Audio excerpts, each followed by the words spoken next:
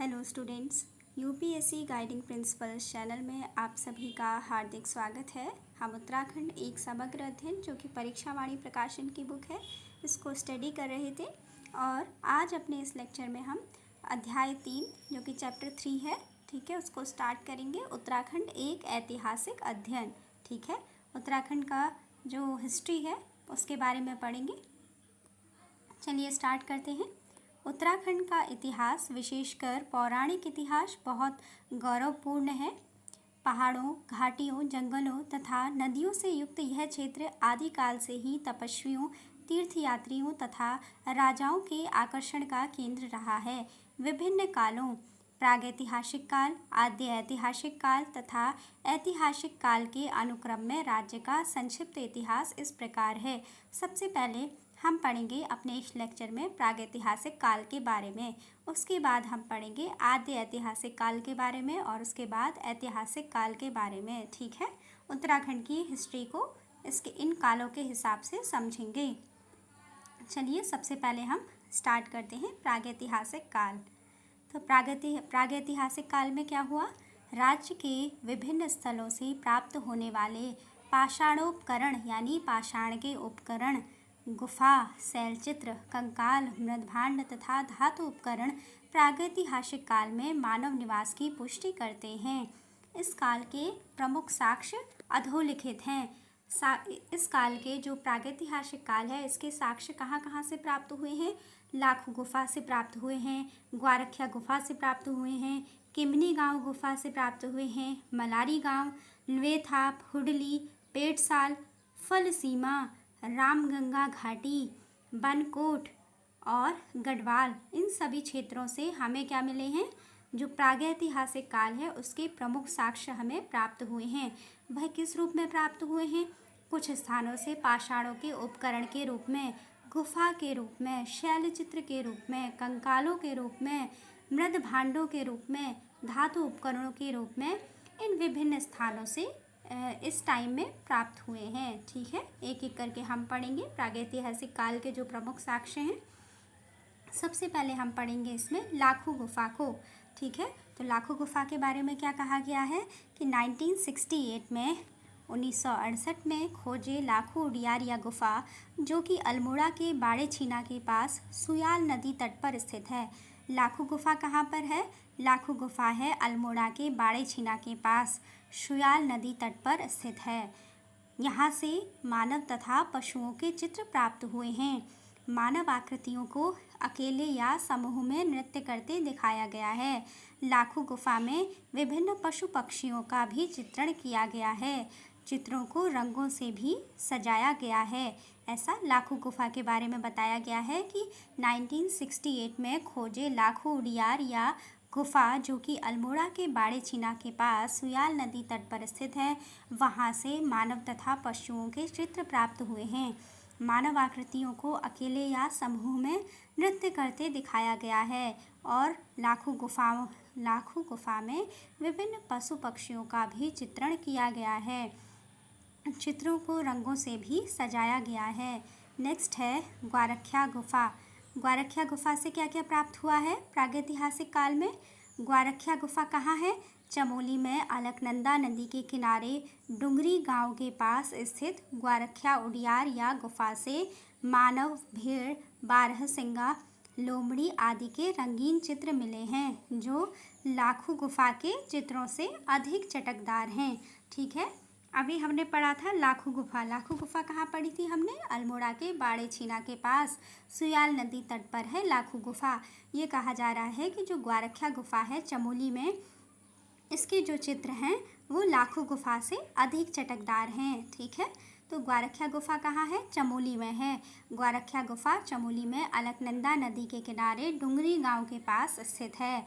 और ग्वारख्या गुफा से क्या प्राप्त हुए हैं? ग्वारख्या उडियार या गुफा से मानव, भेड़, बारहसिंगा, लोमड़ी आदि के रंगीन चित्र मिले हैं जो लाखू गुफा के चित्रों से अधिक चटकदार हैं।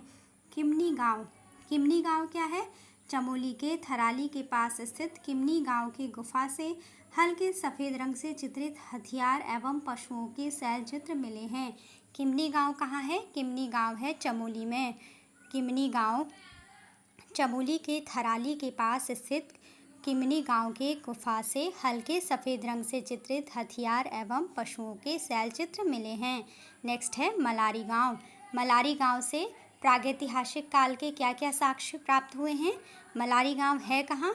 मलारी गांव है चमोली जिले में सुदूर तिब्बत सीमा से सटे मलारी गांव में गढ़वाल विश्वविद्यालय के शोधकर्ताओं को सन 2002 में हजारों वर्ष पुराना नरकंकाल, मिट्टी के बर्तन, जानवरों के अंग और 5.2 किलो का एक सोने का मुखावरण आदि अवशेष मलारी गांव से मिले हैं। विद्वानों के अनुसार यह नरकंकाल और मिट्टी के बर्तन ईसा के 2000 वर्ष पूर्व से 6वीं शती ईसा पूर्व तक के हैं। मलारी गांव के बारे में क्या बताया गया है कि चमोली जिले में सुदूर तिब्बत सीमा से सटे मलारी गांव में गढ़वाल विश्वविद्यालय के शोधकर्ताओं को सन 2002 में हजारों वर्ष पुराना नरकंकाल, मिट्टी के बर्तन, जानवरों के अंग और 5.2 किलो का एक सोने का मुखावरण आदि अवशेष मिले हैं। विद्वानों के अनुसार यह नरकंकाल और मिट्टी के बर्तन ईसा के 2000 वर्ष पूर्व से 6वीं शती ईसा पूर्व तक के हैं। ठीक है, और साथ ही बताया गया है जो मलारी गांव चमोली ज़िले में जो मलारी गांव है उसके जो बर्तन हैं वो पाकिस्तान की स्वात घाटी के शिल्प के समान हैं। जो मलारी गांव, ठीक है, चमोली ज़िले में जो मलारी गांव है वहाँ के जो बर्तन मिले हैं, जो मिट्टी के बर्तन हैं, वो पाकिस्तान की स्वात घाटी के शिल्प के समान हैं। नेक्स्ट है लवेथाप। लवेथाप कहाँ है? लवेथाप है अल्मोड़ा में। अल्मोड़ा के लवेथाप से प्राप्त शैल चित्र में मानव को शिकार करते तथा हाथों में हाथ डालकर नृत्य करते दिखाया गया है। लवेथाप के बारे में क्या बताया गया है कि अल्मोड़ा के लवेथाप से प्राप्त शैल चित्र में मानव को शिकार करते तथा हाथों में हाथ डालकर नृत्य करते दिखाया गया है। कहाँ पर? लवेथाप, अल्मोड़ा में। नेक्स्ट है हुडली। हुडली कहाँ है? उत्तरकाशी में है। हुडली उत्तरकाशी से प्राप्त शैल चित्रों में नीले रंग का प्रयोग किया गया है। ठीक है, उत्तरकाशी के हुडली से प्राप्त शैल चित्रों में नीले रंग का प्रयोग किया गया है। नेक्स्ट है पेटशाल। अल्मोड़ा के पेटसाल व पूनाकोट गांवों के बीच स्थित कफ्फरकोट से प्राप्त नृत्यरत मानवाकृतियाँ कत्थई रंग से रंगी हैं।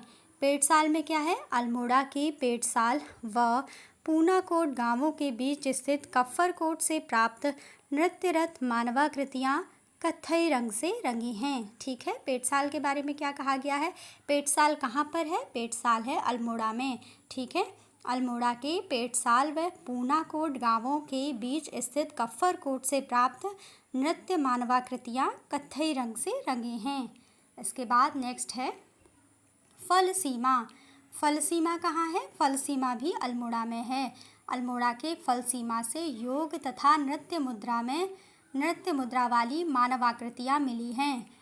योग तथा नृत्य मुद्रा वाली मानवाकृतियाँ कहाँ से मिली हैं? फलसीमा से मिली हैं। अल्मोड़ा के फलसीमा से योग तथा नृत्य मुद्रा वाली मानवाकृतियाँ मिली हैं। नेक्स्ट है रामगंगा घाटी।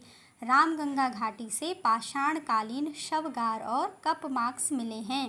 रामगंगा घाटी से पाषाणकालीन शवगार और कपमार्क्स मिले हैं। नेक्स्ट है बनकोट। पिथौरागढ़ के बनकोट क्षेत्र से 8 ताम्र मानवाकृतियाँ मिली हैं। बनकोट कहाँ है? पिथौरागढ़ में है। पिथौरागढ़ के बनकोट क्षेत्र से 8 ताम्र मानवाकृतियाँ मिली हैं। नेक्स्ट है गढ़वाल। गढ़वाल क्षेत्र के कई स्थलों से चित्रित धूसर मृदभांड के साक्ष्य मिले हैं। ठीक है, गढ़वाल से क्या मिला है? गढ़वाल क्षेत्र के कई स्थलों से चित्रित धूसर मृदभांड के साक्ष्य मिले हैं। प्रागैतिहासिक काल का मानव प्रायः गुफाओं में निवास करता था और उसकी दीवारों को सुंदर सुंदर चित्रों से सजाता था। अपने भोजन की पूर्ति वह शिकार करके व विभिन्न फलों कंदों का संग्रहण करके करता था। कालांतर में वह आग से भी परिचित हो गया था। क्या बताया गया है कि प्रागैतिहासिक काल का मानव प्रायः गुफाओं में निवास करता था और उसकी दीवारों को सुंदर सुंदर चित्रों से सजाता था अपने भोजन की पूर्ति वह शिकार करके वह विभिन्न फलों कंदों का संग्रहण करके करता था। कालांतर में प्रागैतिहासिक काल का जो मानव है वह आग से भी परिचित हो गया था। नेक्स्ट हम पढ़ेंगे आद्य ऐतिहासिक काल के बारे में। तो चलिए इसको स्टार्ट करते हैं। आद्य ऐतिहासिक काल। पुरातात्विक साक्ष्यों की कमी के कारण राज्य के आद्य इतिहास के प्रमुख स्रोत विभिन्न धार्मिक ग्रंथ हैं। इसी कारण इस काल को पौराणिक काल भी कहा जाता है। किस काल को पौराणिक काल कहा जाता है? आद्य ऐतिहासिक काल को पौराणिक काल भी कहा जाता है। ऐसा क्यों कहा जाता है? क्योंकि पुरातात्विक साक्ष्यों की कमी के कारण राज्य के आद्य इतिहास के प्रमुख स्रोत विभिन्न धार्मिक ग्रंथ हैं। ठीक है, जो राज्य का जो आद्य इतिहास है इसके प्रमुख स्रोत क्या हैं? विभिन्न धार्मिक ग्रंथ हैं। तो धार्मिक ग्रंथ इनका स्रोत हैं। इस कारण से इस काल को जो आद्य ऐतिहासिक काल है इसको पौराणिक काल भी कहा जाता है। और आद्य ऐतिहासिक काल के महत्वपूर्ण तथ्य अधोलिखित हैं।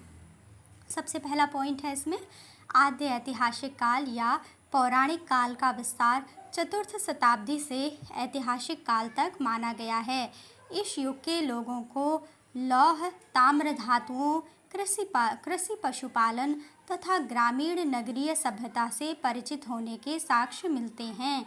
ठीक है, जो आद्य ऐतिहासिक काल है जिसे कि पौराणिक काल भी कहा जाता है, इस आद्य ऐतिहासिक काल का विस्तार चतुर्थ शताब्दी से ऐतिहासिक काल तक माना गया है। और आद्य ऐतिहासिक काल के लोगों को लौह, ताम्र धातुओं, कृषि पशुपालन तथा ग्रामीण नगरीय सभ्यता से परिचित होने के साक्ष्य मिलते हैं। जैसे बहादुराबाद से प्राप्त ताम्र संचय, मलारी तथा रामगंगा घाटी से विभिन्न सामग्रियों के साथ प्राप्त महापाषाणीय समाधान अवशेष आदि। नेक्स्ट है, उत्तराखंड का प्रथम उल्लेख हमें ऋग्वेद से प्राप्त होता है, जिसमें उत्तराखंड क्षेत्र को देवभूमि एवं मनीषियों की पूर्ण भूमि कहा गया है। उत्तराखंड का प्रथम उल्लेख हमें कहाँ से प्राप्त होता है? उत्तराखंड का प्रथम उल्लेख हमें ऋग्वेद से प्राप्त होता है, जिसमें उत्तराखंड क्षेत्र को देवभूमि एवं मनीषियों की पूर्ण भूमि कहा गया है। नेक्स्ट है, वेदों के अलावा इसका उल्लेख उपनिषदों, ब्राह्मण ग्रंथों, पुराणों, रामायण तथा महाभारत आदि धार्मिक ग्रंथों से भी प्राप्त होता है। इन ग्रंथों में उत्तराखंड क्षेत्र को पूर्ण भूमि, ऋषि भूमि तथा पवित्र क्षेत्र कहा गया है। ऐत्रेय ब्राह्मण में यहाँ उत्तर कुरुओं का निवास होने के कारण इस क्षेत्र के लिए उत्तर कुरु शब्द का प्रयोग किया गया है। ऐत्रेय ब्राह्मण में उत्तराखंड में उत्तर कुरुओं का निवास होने के कारण इस क्षेत्र के लिए उत्तर कुरु शब्द का प्रयोग किया गया है। नेक्स्ट है, स्कंद पुराण में 5 हिमालयी खंडों। स्कंद पुराण में 5 हिमालयी खंडों, कौन कौन से 5 हिमालयी खंड हैं? नेपाल, मानस खंड, केदार खंड, जालंधर एवं कश्मीर का उल्लेख है, जिनमें से 2 खंड मानस खंड और केदार खंड का संबंध वर्तमान उत्तराखंड राज्य से है। ठीक है, और ये 5 हिमालयी खंडों का उल्लेख कहाँ है? स्कंद पुराण में है, जिनमें से 2 खंड मानस खंड और केदार खंड का संबंध वर्तमान उत्तराखंड राज्य से है। नेक्स्ट है, उपरोक्त पुराण में माया क्षेत्र हरिद्वार से हिमालय तक के विस्तृत क्षेत्र को केदार खंड, ठीक है, केदार खंड, गढ़वाल क्षेत्र तथा नंदा देवी पर्वत से कालागिरी तक के क्षेत्र को मानस खंड, ठीक है, जो कि क्या है? वर्तमान कुमाऊं क्षेत्र कहा गया है। नंदा देवी पर्वत इन दोनों खंडों की विभाजन रेखा पर स्थित है। जो स्कंद पुराण है, स्कंद पुराण में माया क्षेत्र हरिद्वार से जो हिमालय तक का विस्तृत क्षेत्र है उसको केदार खंड कहा गया है, जो कि गढ़वाल क्षेत्र कहलाता है। ठीक है, तथा नंदा देवी पर्वत से कालागिरी तक के क्षेत्र को मानस खंड, जो कि वर्तमान में कुमाऊं का क्षेत्र कहलाता है। नंदा देवी पर्वत से कालागिरी तक के क्षेत्र को मानस खंड कहा जाता है, जो कि वर्तमान कुमाऊं का क्षेत्र है। नंदा देवी पर्वत इन दोनों खंडों यानी मानस खंड और केदार खंड की विभाजन रेखा पर स्थित है। मानस खंड यूज किया जाता है किसके लिए मानसखंड यूज़ किया जाता है? कुमाऊँ के लिए। और केदारखंड यूज़ किया जाता है गढ़वाल क्षेत्र के लिए। ठीक है। नेक्स्ट है, पुराणों में मानसखंड और केदारखंड के संयुक्त क्षेत्र को उत्तरखंड, ब्रह्मपुर एवं खसदेश आदि नामों से संबोधित किया गया है। पुराणों में मानसखंड और केदारखंड के संयुक्त क्षेत्र को उत्तरखंड, ब्रह्मपुर एवं खसदेश आदि नामों से संबोधित किया गया है। नेक्स्ट है, बौद्ध साहित्य के पाली भाषा वाले ग्रंथों में उत्तराखंड क्षेत्र के लिए हिमवंत शब्द प्रयुक्त किया गया है। बौद्ध साहित्य के पाली भाषा वाले ग्रंथों में उत्तराखंड क्षेत्र के लिए हिमवंत शब्द प्रयुक्त किया गया है। ठीक है। नेक्स्ट है, गढ़वाल क्षेत्र। गढ़वाल क्षेत्र के बारे में पढ़ेंगे हम। वैदिक काल में गढ़वाल क्षेत्र को हेमवत, महाभारत में उत्तर कुरु तथा पुराण काल में केदारखंड कहा जाता था। जबकि पुराणोत्तर काल में जो गढ़वाल क्षेत्र है इसको केदार मंडल, बद्रिका क्षेत्र, तपोभूमि व किरात मंडल आदि नामों से जाना जाता था। ये सभी नाम किसके हैं? गढ़वाल क्षेत्र के हैं। वैदिक काल में गढ़वाल क्षेत्र को क्या कहा जाता था? हेमवत कहा जाता था। महाभारत में गढ़वाल क्षेत्र को क्या कहा जाता है? उत्तर कुरु। तथा पुराण काल में गढ़वाल क्षेत्र को क्या कहा जाता है? केदारखंड कहा जाता है। जबकि पुराणोत्तर काल में गढ़वाल क्षेत्र को केदार मंडल, ठीक है, पुराणोत्तर काल में गढ़वाल क्षेत्र को क्या कहा जाता है? केदार मंडल, बद्रिका क्षेत्र, तपोभूमि व किरात मंडल आदि नामों से जाना जाता था। कालांतर में इस क्षेत्र के 52 गढ़ों, ठीक है, जो गढ़वाल के जो 52 गढ़ हैं जो कि पहाड़ी किले हैं, उनको पवार शासक अजयपाल द्वारा विजित कर लेने के बाद गढ़वाल नाम प्रयुक्त होने लगा। कालांतर में जो गढ़वाल क्षेत्र के 52 गढ़ों जो कि पहाड़ी किले थे उनको पवार शासक अजयपाल द्वारा विजित कर लेने के बाद गढ़वाल नाम प्रयुक्त होने लगा। गढ़ों का निर्माण इस क्षेत्र की बहुत प्राचीन विशेषता रही है, इसीलिए इसको गढ़वाल कहा जाता है। ठीक है। ऋग्वेद में वर्णित है कि इस क्षेत्र के असुर राजा संबर के 100 गढ़ों को देवराज इंद्र और सुदास ने नष्ट कर दिया था। गढ़ों का निर्माण इस क्षेत्र की बहुत प्राचीन विशेषता रही है। ऋग्वेद में वर्णित है कि इस क्षेत्र के असुर राजा संबर के 100 गढ़ों को देवराज इंद्र और सुदास ने नष्ट कर दिया था। नेक्स्ट है, ऋग्वेद के अनुसार प्रलय के बाद गढ़वाल क्षेत्र के प्राणा ग्राम में सप्त ऋषियों ने अपने प्राणों की रक्षा की और यहीं से पुनः सृष्टि प्रारंभ हुई तथा मरीच, अंगिरा, अत्रि, अगस्त्य, भृगु, वशिष्ठ, मनु आदि वंशों की परंपरा शुरू हुई और यहाँ के अलकापुरी नामक स्थान को मनुष्यों के आदि पूर्वज मनु का निवास स्थल माना जाता है। ठीक है। अलकापुरी क्या थी? कुबेर की राजधानी थी। साथ ही जो अलकापुरी नामक स्थान है इसको मनुष्यों के आदि पूर्वज मनु का निवास स्थान कहा जाता है। ठीक है। इसमें हमने क्या पढ़ा कि ऋग्वेद के अनुसार प्रलय के बाद इस क्षेत्र के प्राणा ग्राम में सप्त ऋषियों ने अपने प्राणों की रक्षा की और यहीं से पुनः सृष्टि प्रारंभ हुई तथा मरीच, अंगिरा, अत्रि, अगस्त्य, भृगु, वशिष्ठ, मनु आदि वंशों की परंपरा शुरू हुई और यहीं के अलकापुरी नामक स्थान को मनुष्यों के आदि पूर्वज मनु का निवास स्थल कहा जाता है और जो अलकापुरी है उसको कुबेर की राजधानी भी कहा जाता है। ब्रह्मा के मानस पुत्रों दक्ष, मरीचि, पुलस्त्य, पुलह, ऋतु और अत्रि का निवास स्थल गढ़वाल ही था। ठीक है। ब्रह्मा के मानस पुत्रों दक्ष, मरीचि, पुलस्त्य, पुलह, ऋतु और अत्रि का निवास स्थल गढ़वाल ही था। नेक्स्ट है, हरिराम धस्माना, भजन सिंह और डॉक्टर शिवानंद नोटियाल आदि इतिहासकारों का मत है कि ऋग्वेद में जिस सप्त सिंधु देश का उल्लेख है वह गढ़ भूमि अर्थात गढ़वाल ही है और इस क्षेत्र के बद्रीनाथ के पास स्थित गणेश, नारद, मुचकुंद, व्यास एवं स्कंद आदि गुफाओं में ही वैदिक ग्रंथों की रचना की गई थी।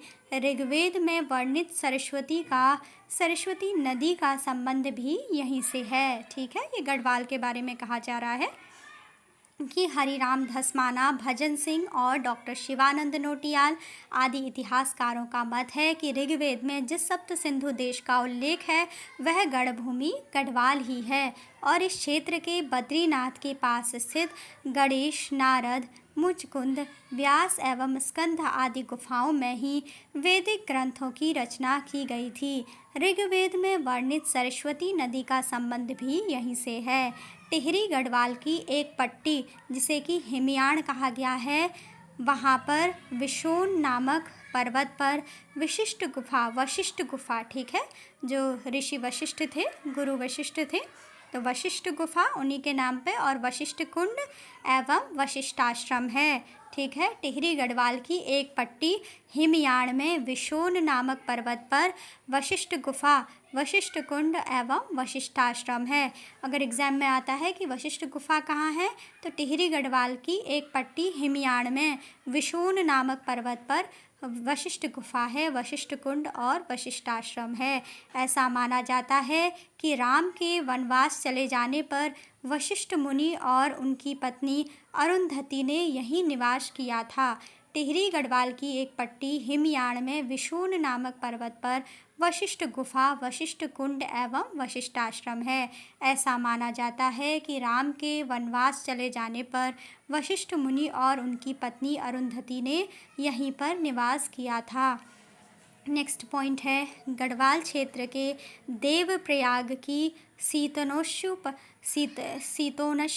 पट्टी में सीताजी पृथ्वी में समाई थी। इसी कारण यहाँ मनसार में प्रतिवर्ष मेला लगता है।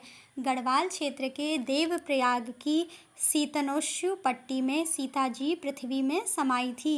इसी कारण यहाँ मनसार में प्रतिवर्ष मेला लगता है। नेक्स्ट पॉइंट है, देवप्रयाग में भगवान राम का एक मंदिर है और ऐसी मान्यता है कि भगवान राम ने अंतिम समय में यहाँ पर तपस्या की थी। देवप्रयाग में भगवान राम का एक मंदिर है और ऐसी मान्यता है कि भगवान राम ने अंतिम समय में यहाँ पर तपस्या की थी। इसके बाद नेक्स्ट पॉइंट है, टिहरी गढ़वाल जिले में लक्ष्मण जी ने जिस स्थान पर तपस्या की थी उसे तपोवन कहा जाता है। टिहरी गढ़वाल जिले में लक्ष्मण जी ने जिस स्थान पर तपस्या की थी उसे तपोवन कहा जाता है।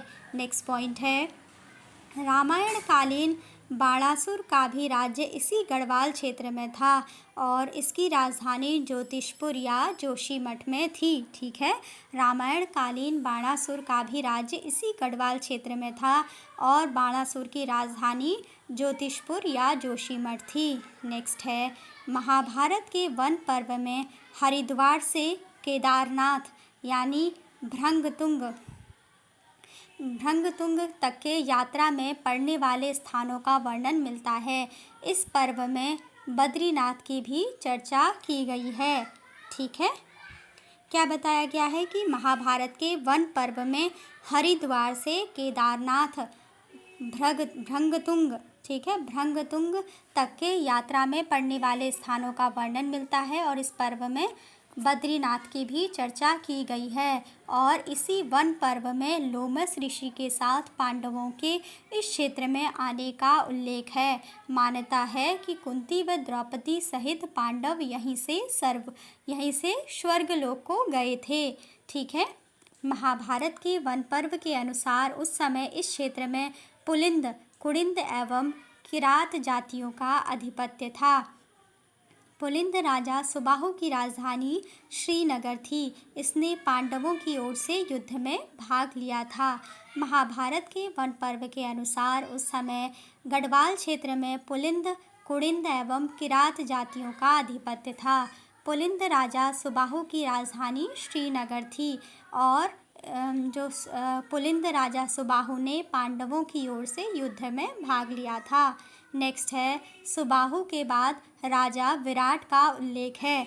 सुबाहु के बाद राजा विराट का उल्लेख है, ठीक है, जो कि पुलिंद राजा थे। जिसकी राजधानी जौनसार के पास विराटगढ़ी में थी। ठीक है, सुबाहु के बाद राजा विराट का उल्लेख है और राजा विराट की राजधानी जौनसार के पास विराटगढ़ी में थी और इसी की पुत्री से अभिमन्यु का विवाह हुआ था।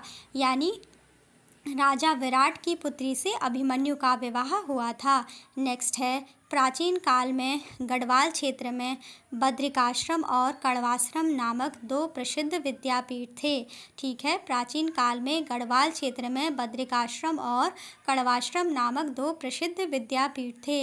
इनमें से कण्वाश्रम दुष्यंत और शकुंतला के प्रेम प्रसंग के कारण विशेष रूप से प्रसिद्ध है। इसी आश्रम में चक्रवर्ती सम्राट भरत का जन्म हुआ था, जिनके नाम पर अपने देश का नाम भारत पड़ा। महाकवि कालिदास ने अपने महाकाव्य अभिज्ञान शाकुंतलम की रचना मालिनी नदी के तट पर स्थित इसी कण्वाश्रम में ही की थी। वर्तमान में इस स्थान को चौका घाट कहा जाता है। महाकवि कालिदास ने अपने महाकाव्य अभिज्ञान शाकुंतलम की रचना मालिनी नदी के तट पर स्थित इसी कण्वाश्रम में की थी। वर्तमान में इस स्थान को चौका घाट कहा जाता है। धार्मिक ग्रंथों में कहीं कहीं केदार खस मंडले शब्द का प्रयोग किया गया है। धार्मिक ग्रंथों में कहीं कहीं केदार खस मंडले शब्द का प्रयोग किया गया है। इस शब्द के अनुरूप केदार खंड को खस प्रदेश का पर्यायवाची माना गया है। विद्वानों का मत है कि प्राचीन काल में गढ़वाल क्षेत्र में खस जाति के लोग बहुत सशक्त थे। खसों के समय गढ़वाल क्षेत्र में बौद्ध मत का प्रचार प्रसार अधिक हुआ था। कुछ विद्वान इन्हें आर्य मानते हैं। ठीक है, तो ये सब हमने पढ़ा गढ़वाल क्षेत्र के बारे में। अभी का लेक्चर यहीं पे रखते हैं। अपने नेक्स्ट लेक्चर में हम स्टार्ट करेंगे कुमाऊं क्षेत्र को। ठीक है, और ये हमने क्या स्टार्ट किया है, ये हमने स्टार्ट किया है आद्य ऐतिहासिक काल को। ठीक है, तो आई होप आपको समझ में आया हो। अपने नेक्स्ट लेक्चर में कुमाऊं क्षेत्र से स्टार्ट करेंगे। Thanks for watching.